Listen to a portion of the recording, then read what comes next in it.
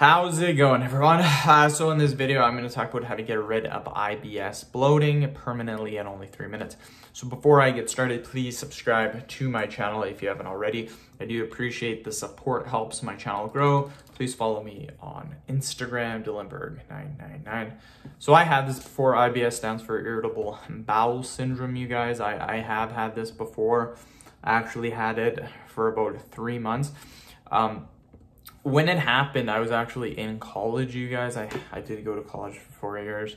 So I was in college at the time, and you're in a tiny, like the college that I went to is very small.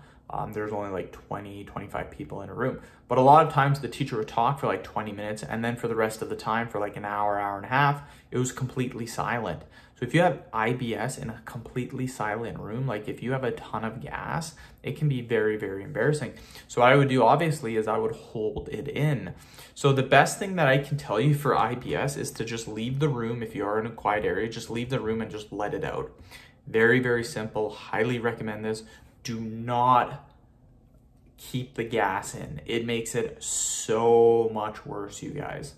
The next thing to do, and this is actually what was causing the IBS. I didn't know it at the time, but you need to lower your fiber intake, especially if you just started a new diet, you're eating healthier foods, which is really, really good. Just watch your fiber intake. This one's very, very important, and this happens often. This is usually the number one cause, this is the number one cause that people don't actually know of.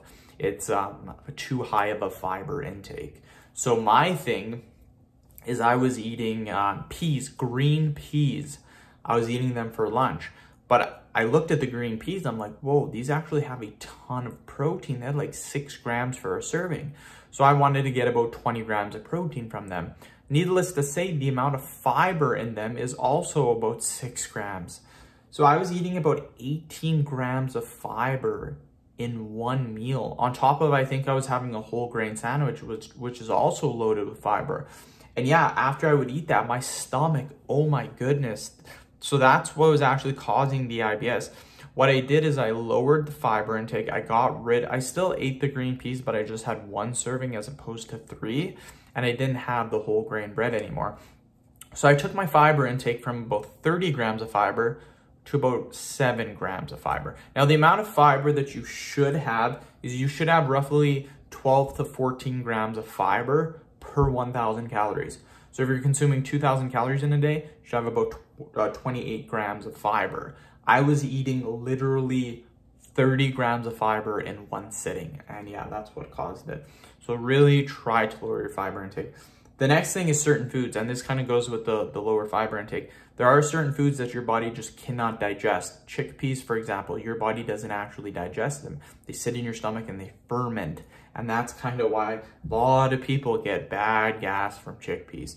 So a lot of foods are like that. Some don't, your body doesn't actually digest. They really just ferment in your stomach. So be careful, watch the foods you are eating. End of video. Thank you so much for watching.